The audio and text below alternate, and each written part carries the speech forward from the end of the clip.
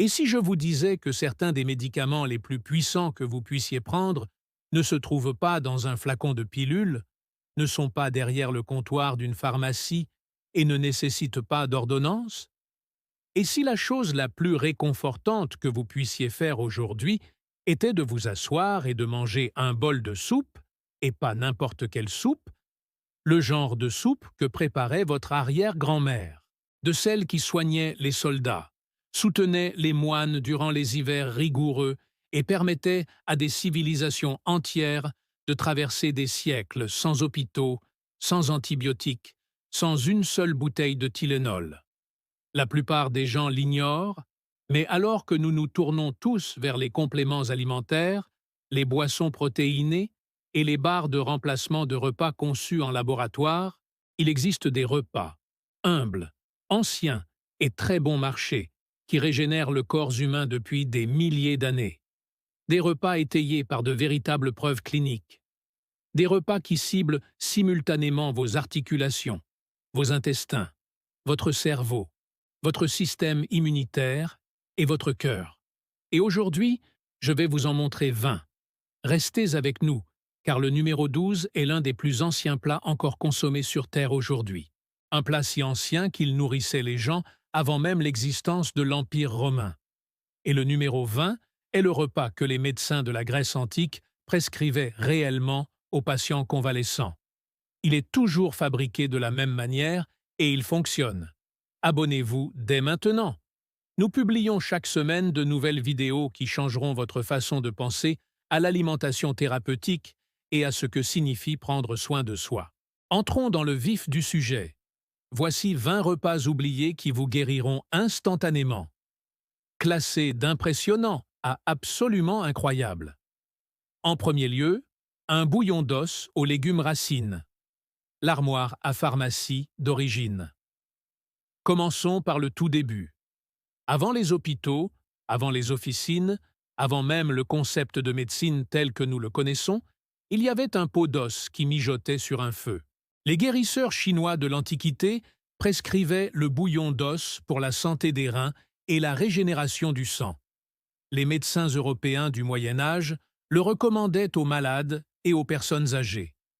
Les cultures autochtones d'Amérique du Nord, d'Amérique du Sud, d'Afrique et d'Asie ont toutes découvert indépendamment la même chose. Lorsqu'on laisse mijoter des os suffisamment longtemps, quelque chose de remarquable se produit dans le liquide. Ce qui sort de cette casserole est riche en collagène, la protéine structurale qui maintient vos articulations, assure l'élasticité de votre peau et répare la muqueuse intestinale. Elle est riche en glycine, un acide aminé dont les recherches modernes montrent qu'il favorise la qualité du sommeil et la réparation du système nerveux. Il est riche en minéraux, calcium, magnésium et phosphore, dont votre système immunitaire a besoin pour fonctionner. Voici pourquoi c'est important. Avant, nous mangions l'animal entier. Toutes les cultures l'ont fait. Les os ont été mis dans la marmite. On a retiré la moelle. Rien n'a été gaspillé. Et dans cette tradition du gaspillage, du rien cuit, les gens ont créé par hasard l'un des aliments les plus biodisponibles et les plus nourrissants que l'humanité ait jamais consommé. La recherche clinique moderne rattrape ce que savaient les grands-mères. Des études montrent que les peptides de collagène contenus dans le bouillon favorisent la santé des articulations et réduisent la douleur chez les personnes souffrant d'arthrose. La supplémentation en glycine améliore la qualité du sommeil. La gélatine contenue dans un bouillon bien préparé tapisse et apaise la muqueuse intestinale. Pour préparer ce plat de façon traditionnelle, on commence par rôtir les os, jarrets de bœuf, pâtes de poulet, etc., afin de développer les saveurs et d'en extraire les nutriments. Ensuite, laissez-les mijoter à feu doux pendant 12 à 24 heures avec des légumes racines, des oignons, des carottes, du céleri, un filet de vinaigre de cidre pour extraire les minéraux des os et les herbes aromatiques de votre choix. Le bouillon d'os a été oublié parce que nous étions occupés, parce que les cubes de bouillon étaient plus pratiques, parce que l'industrie alimentaire nous disait que la facilité d'utilisation primait sur la nutrition. Mais pour toutes celles et ceux qui souffrent d'hyperperméabilité intestinale, de douleurs articulaires, de troubles du sommeil ou simplement d'inflammation chronique, le bouillon d'os est toujours là pour vous. Numéro 2. Le bol guérisseur de la Chine ancienne. Le kanji est peut-être l'aliment aux vertus curatives le plus sous-estimé au monde. En Chine, il est prescrit par les médecins depuis plus de 2000 ans, non pas comme aliment réconfortant, mais comme médicament. La médecine traditionnelle chinoise classe le kanji, une bouillie de riz longuement cuite, parmi les repas les plus fondamentalement réparateurs qu'une personne malade puisse consommer. Et le raisonnement était élégant.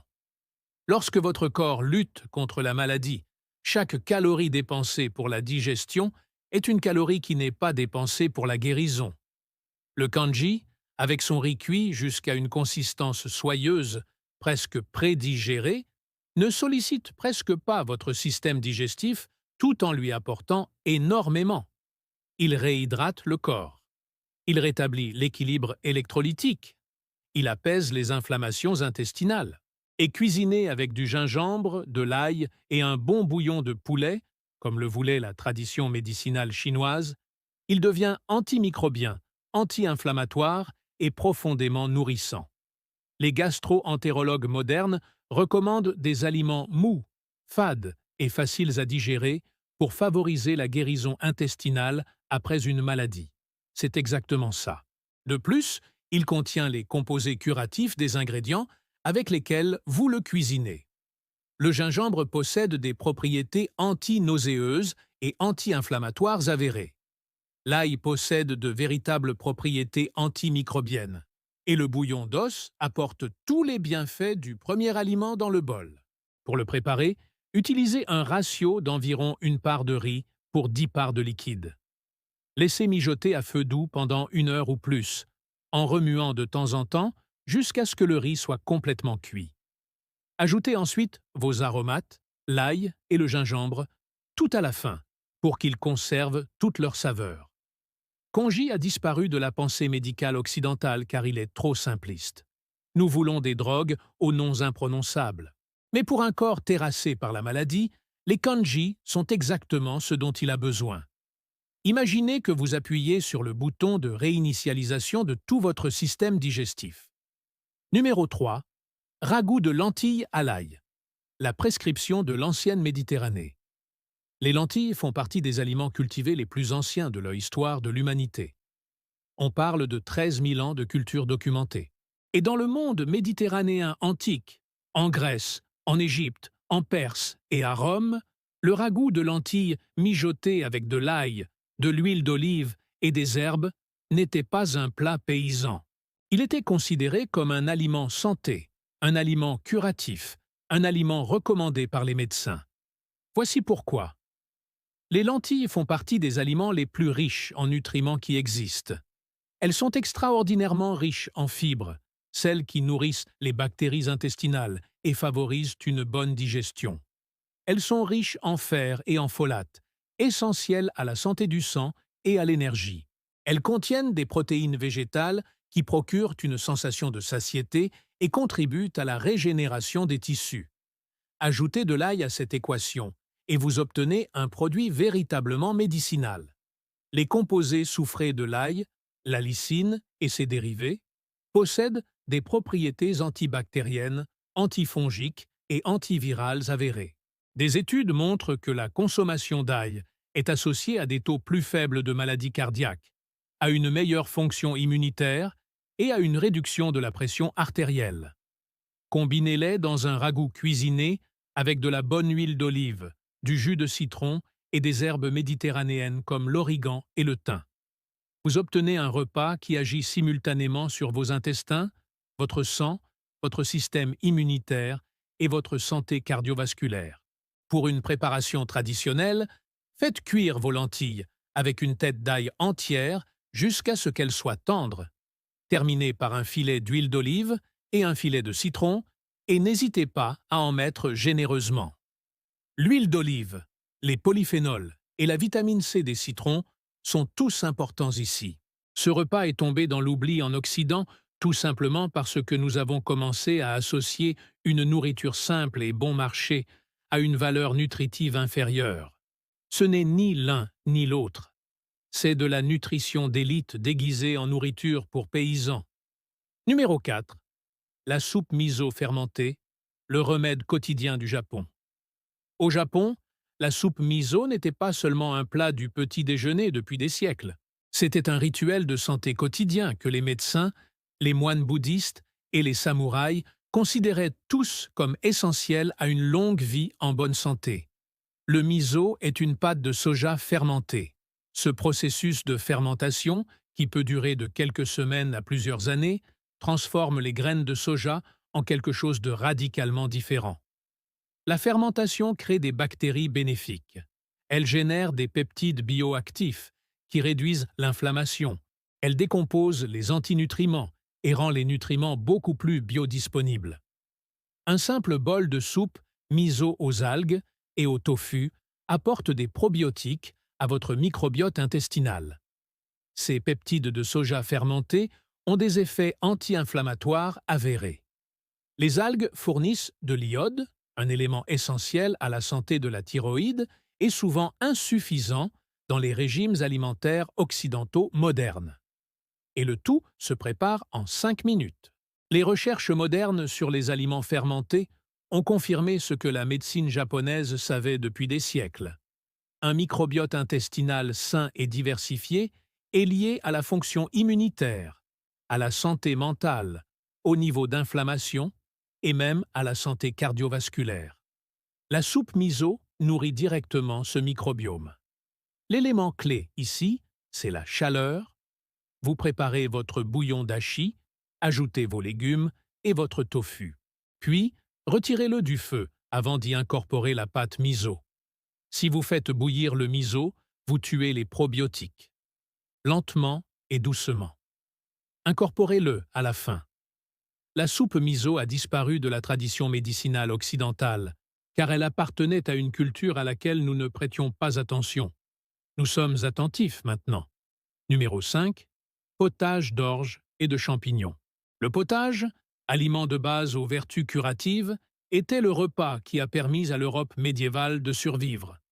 Non seulement vivant, fonctionnel, relativement en bonne santé et remarquablement résistant aux maladies pendant des centaines d'années. Du plus haut monastère à la plus humble ferme, une version ou une autre d'un ragoût épais de céréales et de légumes mijotés longuement constituait la base de l'alimentation quotidienne. Les guérisseurs de l'Europe médiévale savaient que certaines combinaisons étaient particulièrement efficaces. Le potage d'orge et de champignons en était un exemple. L'orge est l'une des céréales les plus négligées dans la cuisine moderne.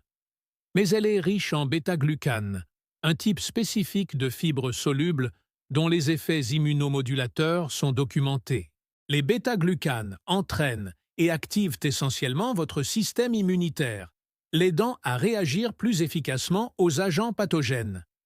Elles améliorent aussi considérablement la santé intestinale et il a été démontré qu'elles réduisent le cholestérol LDL. Ajoutez à cela des champignons. Les cuisiniers médiévaux utilisaient ceux qui poussaient localement, et vous obtenez une catégorie entièrement distincte de composés immunitaires. Les champignons comme le shiitake et le maitake contiennent des polysaccharides et des variantes de bêta-glucane qui leur sont propres.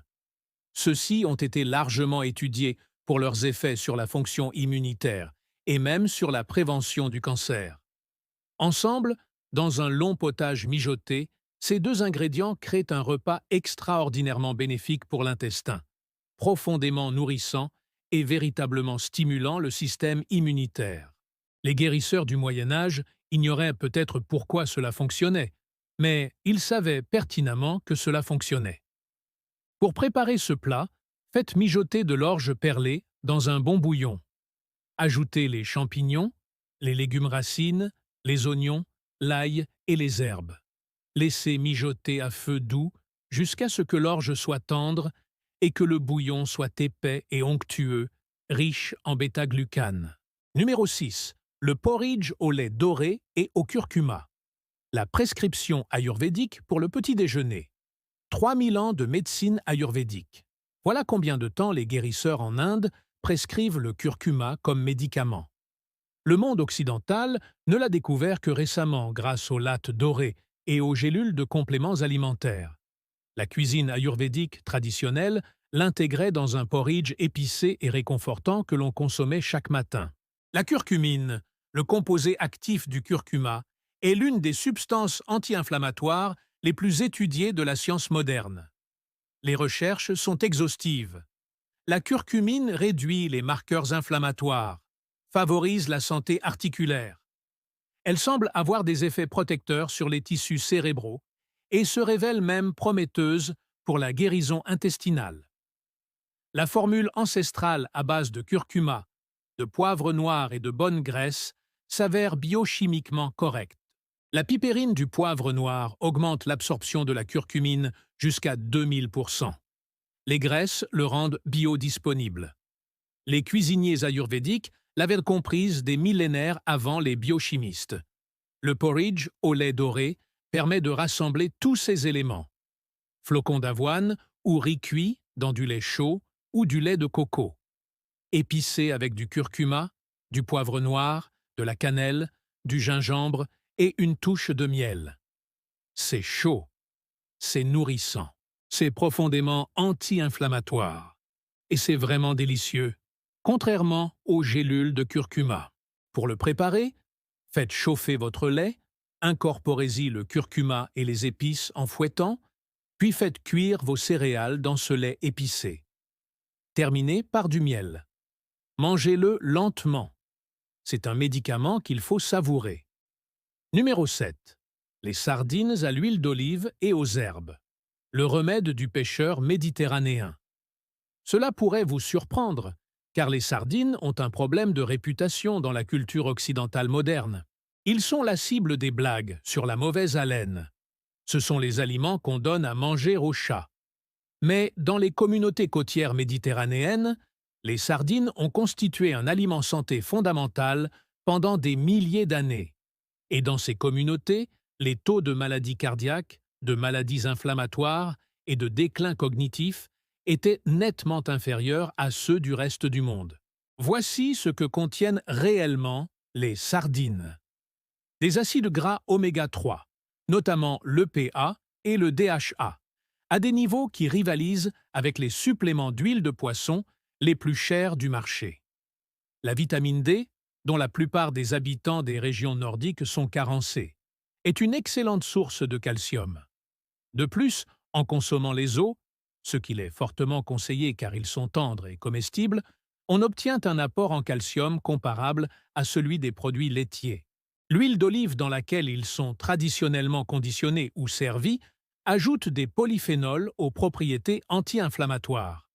Les herbes aromatiques, le persil, l'origan et le citron apportent des antioxydants et de la vitamine C. Ce repas complet coûte moins de 2 $. Il se prépare en 5 minutes et apporte une valeur nutritive que la plupart des gens dépensent une fortune pour essayer de reproduire par le biais de compléments alimentaires. Le pêcheur méditerranéen n'avait pas besoin de cardiologue. Il avait des sardines. Numéro 8. Le kimchi jjigae, le ragoût réconfortant coréen pour soigner les intestins.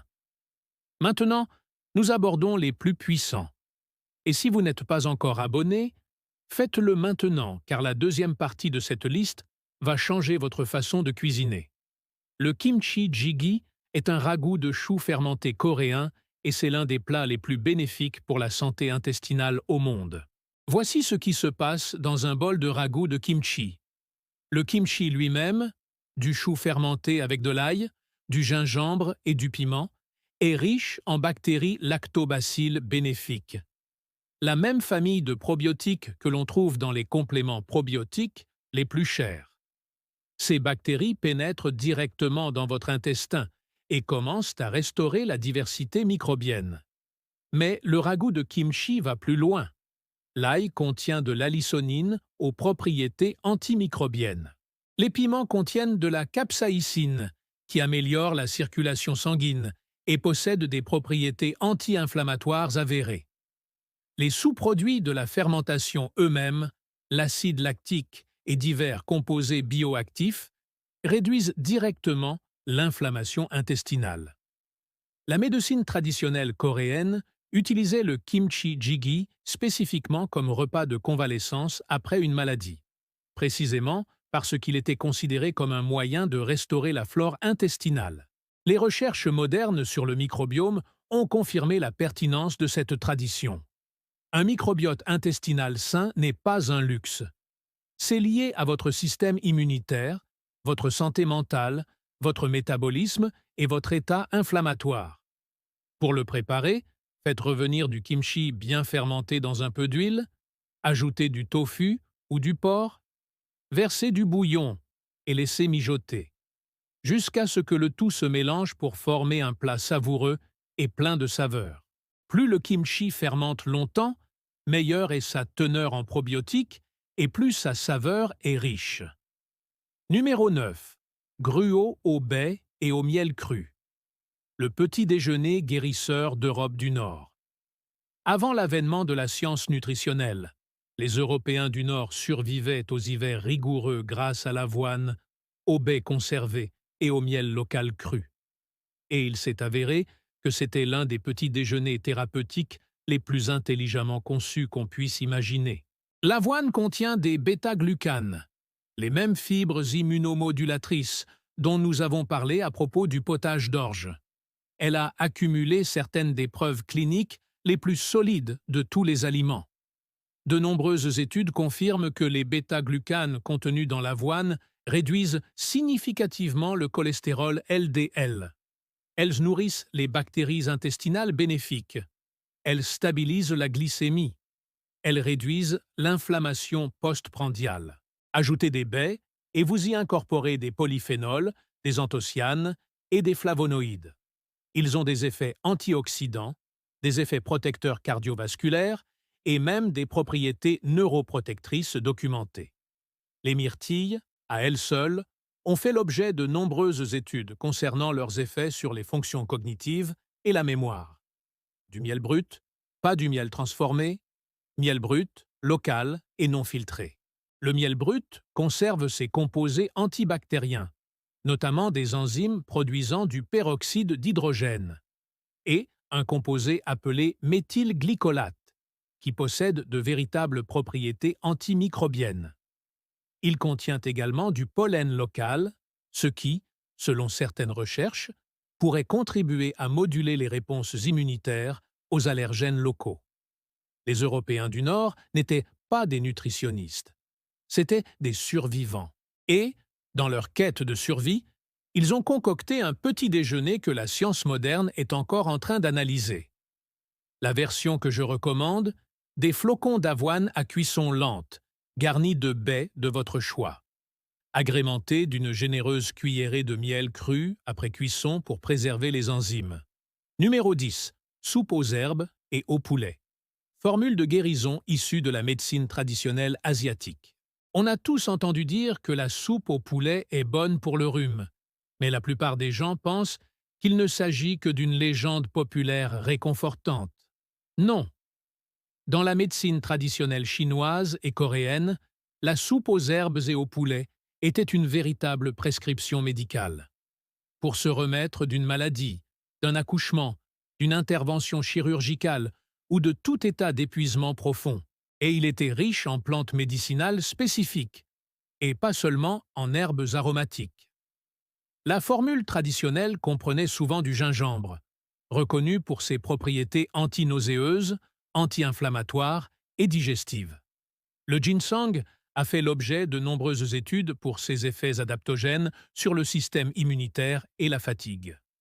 Les dattes juju sont riches en vitamine C, en zinc et en composés reconnus pour réduire l'anxiété et favoriser le sommeil. Cuisinés lentement à feu doux avec un poulet entier, ces ingrédients produisent un bouillon qui apporte du collagène, des acides aminés, des minéraux, des composés renforçant le système immunitaire et de véritables plantes médicinales, le tout dans un seul bol. Les recherches modernes ont en fait validé le principe général. Des études ont montré que le bouillon de poulet réduit les symptômes des voies respiratoires supérieures. Il semble avoir de légers effets anti-inflammatoires sur ces dernières. La combinaison de chaleur, de vapeur et des composés de la soupe est réellement efficace. Mais la version médicinale traditionnelle asiatique va beaucoup plus loin, car le gingembre, le ginseng et le jujube ne sont pas seulement des ingrédients aromatiques, ce sont des médicaments. Les cuisiniers de l'Antiquité savaient exactement ce qu'ils faisaient. Ils n'avaient tout simplement pas de revue, à comité de lecture pour les publier. Je voudrais faire une petite pause ici, car beaucoup de gens me demandent « C'est bien beau tout ça, mais où est-ce que je peux trouver ces documents ?»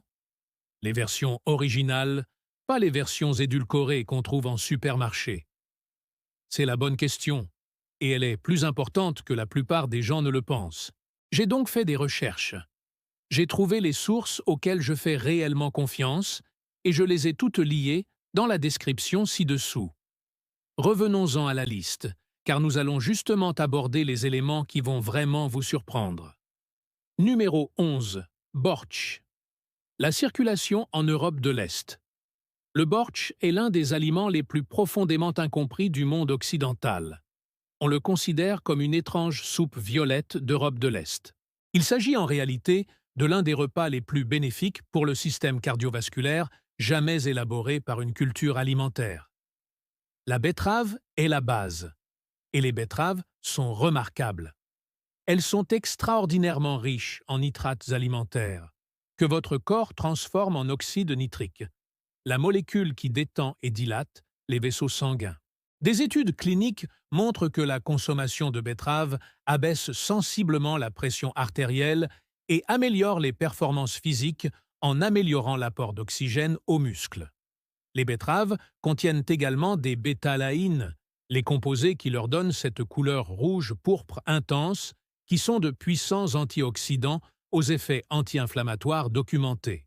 Dans le bortsch fermenté, fabriqué de façon traditionnelle avec une base de betterave lacto-fermentée, appelée kvass de betterave, vous ajoutez une dimension probiotique à tout le reste.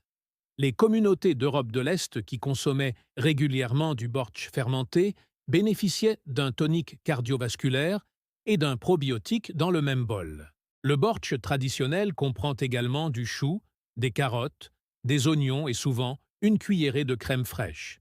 Des produits laitiers fermentés avec leur propre teneur en probiotiques. C'est un repas complet qui régule votre tension artérielle, nourrit votre intestin et combat l'inflammation, tout en même temps. Pour le préparer, commencez par rôtir vos betteraves pour plus de profondeur de saveur. Préparez une base de bouillon de légumes et terminez par un peu de vinaigre de cidre pour la fraîcheur et un apport supplémentaire en probiotiques. Numéro 12. Foul mesdames égyptiens. L'un des plus anciens repas de la Terre. C'est celui dont j'ai parlé au début. L'un des plus anciens plats encore consommés aujourd'hui. Les foul mesdames, des fèves mijotées à l'huile d'olive, au jus de citron, à l'ail et au cumin, sont consommés en Égypte depuis au moins 5000 ans. Il apparaît dans des textes anciens. Cela est mentionné dans des documents historiques de la période pharaonique. Et voici le plus étonnant, c'est que l'on en mange encore aujourd'hui, au petit déjeuner, dans tout le Moyen-Orient et en Afrique du Nord, quasiment sans aucune modification. Les fèves sont extraordinairement nutritives. Elles sont riches en protéines végétales. Elles sont riches en fibres, ce qui nourrit l'intestin. Elles sont riches en folates, essentiels à la réparation cellulaire et particulièrement importants pendant la grossesse. Elles contiennent de la L-dopa, un précurseur de la dopamine, qui a même été étudié comme traitement naturel de la maladie de Parkinson. L'huile d'olive apporte ses polyphénols et ses graisses monoinsaturées saines. Le citron apporte de la vitamine C, ce qui améliore considérablement l'absorption du fer contenu dans les haricots. L'ail apporte ses composés antimicrobiens et cardiovasculaires. Le cumin favorise la digestion et apporte du fer. C'est un repas qui ne coûte presque rien. Cela nécessite des ingrédients simples que l'on trouve dans les placards. Cela a nourri et soigné l'une des plus grandes civilisations du monde pendant 5 millénaires. Et la plupart des gens en Occident n'en ont jamais entendu parler. Pour le préparer, faites tremper des fèves sèches toute une nuit. Laissez-les mijoter jusqu'à ce qu'elles soient complètement tendres, puis écrasez-les légèrement avec de l'huile d'olive, du citron, de l'ail et des épices. Dégustez-le avec du pain plat et un œuf dur, comme le font les Égyptiens depuis des milliers d'années. Numéro 13. Bouillie de maïs bleu Navajo. L'antioxydant de base des peuples autochtones d'Amérique. Les traditions culinaires des Amérindiens comptent parmi les systèmes nutritionnels les plus sophistiqués et les plus méconnus de la planète. Et la bouillie de maïs bleu, un simple porridge à base de maïs bleu moulu, est un parfait exemple de savoir traditionnel que la science moderne commence seulement à valider. Le maïs bleu doit sa couleur aux anthocyanes, la même famille de composés antioxydants que l'on retrouve dans les myrtilles, les mûres et le chou rouge. Les anthocyanes ont été largement étudiés pour leurs propriétés antioxydantes, anti-inflammatoires et neuroprotectrices. Le maïs bleu a une teneur en anthocyanes nettement supérieure à celle du maïs jaune ou blanc. Outre ses propriétés antioxydantes, la bouillie de maïs bleu préparée selon la méthode traditionnelle Navajo, grâce à un procédé alcalin appelé nixtamalisation, améliore considérablement la biodisponibilité nutritionnelle des protéines et de la niacine du maïs. Sans ce processus, la niacine du maïs est bloquée et indisponible.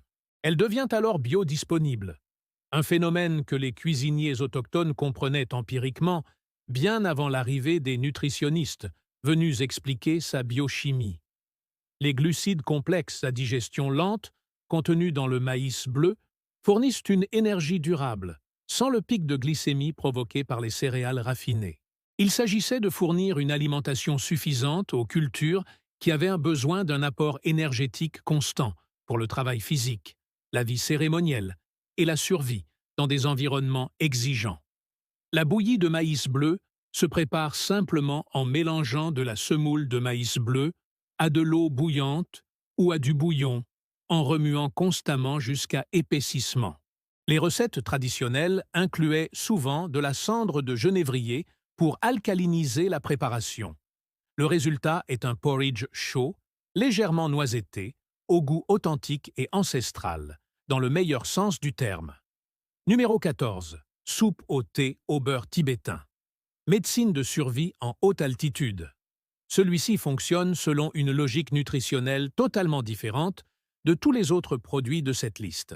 Et cela s'explique par le fait qu'elle a été développée par une civilisation vivant à plus de 4267 mètres d'altitude, dans l'un des environnements les plus hostiles de la planète, où les règles de la nutrition sont tout à fait différentes. En haute altitude, le corps a besoin de plus de calories, de plus de graisse, de plus d'électrolytes et d'une énergie plus durable. L'air froid et raréfié l'exige.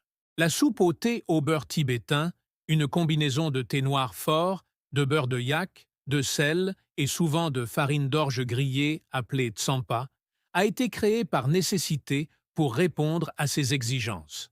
Le thé pur fournit de la caféine pour la vigilance et des composés stimulants propres au thé fermenté.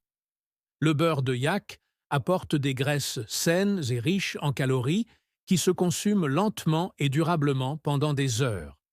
Le sel remplace les électrolytes perdus à cause du froid et de l'altitude. Le tsampa apporte des fibres et des glucides complexes. Ensemble, ils constituent un repas complet qui permet à un moine ou un berger tibétain de tenir le coup pendant des heures de travail physique et mental exigeant dans des conditions extrêmes. Pour le reste d'entre nous qui ne vivons pas à 4267 mètres d'altitude, la leçon porte sur la reconstitution intelligente des électrolytes et le rôle sous-estimé des graisses de qualité comme carburant durable en cas d'épuisement physique, d'exposition au froid ou d'efforts intenses. La logique du thé au beurre est tout à fait valable. C'est la nutrition sportive originale, mais issue d'un sport très différent. Numéro 15. Ragoût méditerranéen de pois chiches et d'épinards. Cuisine paysanne ancestrale. Nutrition des élites. Voici le paradoxe qui est au cœur de la plupart des aliments aux vertus thérapeutiques. C'était de la nourriture pour les paysans. Ils étaient bon marché. Ils étaient courants. C'était exactement ce que les gens mangeaient quand ils n'avaient pas les moyens de s'offrir autre chose. Et il s'avère qu'ils comptent parmi les repas les plus sophistiqués sur le plan nutritionnel jamais conçus. Le ragoût méditerranéen de pois chiches et d'épinards incarne parfaitement ce paradoxe. Quelques ingrédients seulement, un repas de pauvres depuis des milliers d'années en Espagne, en Italie, en Grèce et en Afrique du Nord. Et sur le plan nutritionnel, c'est extraordinaire. Les pois chiches sont riches en magnésium, un minéral dont la majorité des habitants des pays industrialisés sont carencés. Le magnésium intervient dans plus de 300 réactions enzymatiques dans l'organisme. Il est essentiel au bon fonctionnement des muscles, des nerfs, au sommeil, à la régulation de la pression artérielle et à la production d'énergie. Les épinards apportent du fer, mais la vitamine C contenue dans le citron, avec lequel on termine le ragoût, améliore considérablement l'absorption de ce fer. Il apporte du folate, des antioxydants, notamment de la lutéine et de la zéaxanthine pour la santé des yeux, et de la vitamine K pour la santé du sang et des os. Avec de l'huile d'olive, de l'ail et les herbes aromatiques disponibles, ce ragoût simple apporte du magnésium, des protéines végétales, du fer, des folates et des antioxydants. Le tout sous une forme profondément satisfaisante et pour un coût quasi nul. Les guérisseurs de l'Antiquité savaient que certaines combinaisons d'aliments bon marché et facilement accessibles procuraient vitalité et résistance. C'était l'un d'eux. Faites-le ce soir. Numéro 16. Rhume de frêne persan. Le guérisseur par les herbes. La cuisine perse est l'une des plus anciennes traditions culinaires ininterrompues au monde.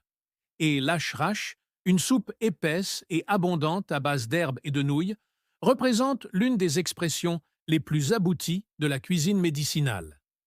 La caractéristique principale de l'ashrashté est la grande quantité d'herbes fraîches utilisées.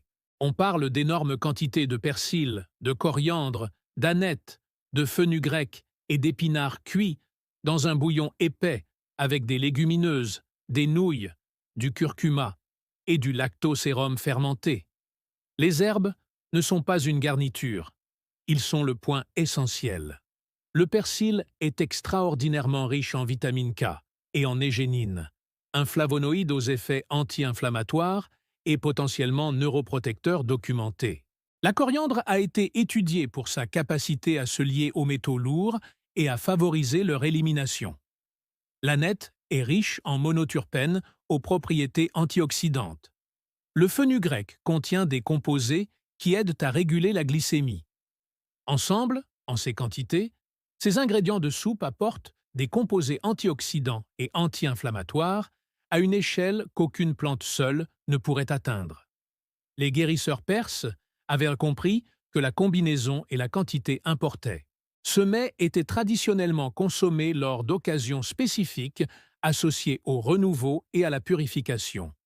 Une intention médicinale inscrite dans une cérémonie culturelle. La nutrition fonctionnelle moderne commence tout juste à comprendre la synergie des polyphénols. L'idée que les composés présents dans différentes plantes renforcent leurs effets respectifs lorsqu'ils sont combinés. Les cuisiniers persans l'avaient compris empiriquement il y a 3000 ans et l'appelaient simplement HRTE. Numéro 17. Poêlée de choucroute et de saucisses. La choucroute, remède intestinal d'Europe centrale. Et les saucisses, ça sonne comme de la nourriture de bar. Ce n'est pas de la nourriture de bar. C'est l'une des combinaisons les plus intuitives et intelligentes que les cultures d'Europe centrale aient jamais conçues. Et le fait qu'ils le consommaient traditionnellement à certaines périodes de l'année, durant les longs hivers où les légumes frais étaient indisponibles, révèle à quel point cette association était intentionnelle. La choucroute est du chou fermenté par voie lacto-fermentée. Le processus de fermentation, amorcé par des bactéries lactobacilles naturellement présentes, crée l'un des aliments les plus riches en probiotiques qui existent. Une portion de choucroute préparée de façon traditionnelle peut contenir des milliards de bactéries bénéfiques, bien plus que la plupart des gélules probiotiques disponibles sur le marché. Mais ce n'est pas tout. Le chou fermenté conserve également une concentration extraordinaire de vitamine C, raison pour laquelle il était emporté à bord des navires par les marins allemands et néerlandais, pour prévenir le scorbut lors des longs voyages. Il contient des enzymes digestives. Lors de la fermentation, elle produit des acides gras à chaîne courte qui nourrissent directement les cellules, tapissant votre côlon. La saucisse apporte des protéines, des matières grasses et les calories nécessaires à l'absorption des vitamines liposolubles libérées par les légumes fermentés. Et la matière grasse contenue dans la saucisse améliore en fait la biodisponibilité de plusieurs composés présents dans la choucroute. L'élément essentiel, et je tiens à le souligner, est que la choucroute doit être crue et fermentée, et non pasteurisée ou mise en conserve. Dès qu'on la chauffe au-delà d'environ 115 degrés, les bactéries bénéfiques meurent. Réchauffez la saucisse dans la poêle, puis déposez-y de la choucroute crue et froide et servez immédiatement. Numéro 18. Ragoût d'arachide d'Afrique de l'Ouest. Une nutrition profonde issue d'une tradition ancestrale. Le ragoût d'arachide d'Afrique de l'Ouest, appelé ragoût de cacahuète dans une grande partie de la région, et connu sous le nom de Mahavé au Sagal et au Mali, est l'un des plats uniques les plus complets sur le plan nutritionnel au monde, et il fournit une nourriture riche aux communautés d'Afrique de l'Ouest depuis des siècles. Les cacahuètes elles-mêmes constituent à la base, riches en graisses monoinsaturées et polyinsaturées saines. Riches en protéines végétales, notamment en niacine, en folate et en magnésium. La préparation traditionnelle consiste à les faire mijoter dans une sauce épaisse et complexe, avec des tomates, des oignons et un mélange d'épices qui varie selon les régions, mais qui comprend presque toujours du gingembre, de l'ail et souvent du piment de Cayenne ou d'autres piments. Le gingembre apporte ses composés anti-inflammatoires et digestifs. L'ail pour ses effets antimicrobiens et protecteurs cardiovasculaires. Les piments contiennent de la capsaïcine, qui améliore la circulation sanguine et possède des propriétés métaboliques et anti-inflammatoires documentées. Les légumes mijotés dans le ragoût, patates douces, choux verts et tout ce que l'on trouve sous la main. Ajoutez des fibres, du potassium, des vitamines A et C et des antioxydants supplémentaires.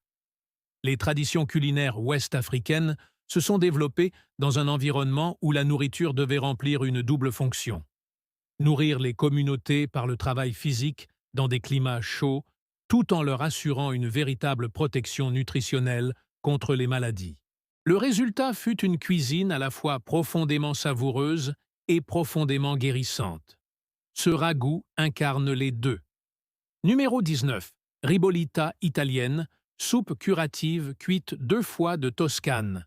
Ce nom signifie « bouillie à nouveau », car la ribollita était traditionnellement préparée avec des restes de pain minestrone et les légumes disponibles, puis cuite à nouveau le lendemain jusqu'à ce que le tout se mélange en une consistance épaisse, presque comme un ragoût. C'était de la nourriture paysanne, de la nourriture des pauvres, la nourriture des fermiers toscans du Moyen-Âge qui ne pouvaient se permettre de rien gaspiller. Et il s'avère qu'en ne gaspillant rien, ils ont créé quelque chose d'exceptionnel sur le plan nutritionnel. La ribollita est élaborée à partir de haricots cannellini qui fournissent les mêmes fibres et protéines végétales que tous les plats à base de légumineuses de cette liste, mais aussi des composés spécifiques qui favorisent la santé du côlon et améliorent la diversité du microbiome intestinal.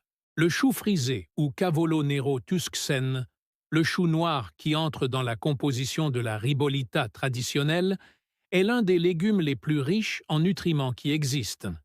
Il est riche en vitamine K, vitamine C, lutéine, sulfophane et calcium. Le pain rassis qui épaissit la soupe s'avère être un élément important. Le pain rassis contient plus d'amidon résistant que le pain frais, ce qui signifie qu'une plus grande partie échappe à la digestion et nourrit les bactéries intestinales au lieu d'être transformée en sucre dans le sang.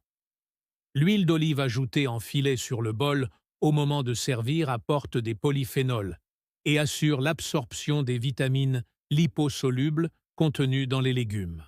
Les agriculteurs toscans se nourrissaient de cela tout l'hiver et ressortaient au printemps en pleine forme, vigoureux et prêts à travailler. Ils ne savaient pas pourquoi cela fonctionnait. Ils savaient tout simplement que c'était le cas. Numéro 20. Grec avgolamono, l'ancienne recette pour la guérison. Et nous y voilà. Numéro 20. Celui que j'ai gardé pour la fin car il représente quelque chose d'important sur ce que peuvent être les aliments guérisseurs à leur meilleur. Avolono, soupe grecque au poulet et au citron. Épaissie avec des œufs et rehaussée d'agrumes, cette boisson devient soyeuse, chaleureuse et profondément réparatrice.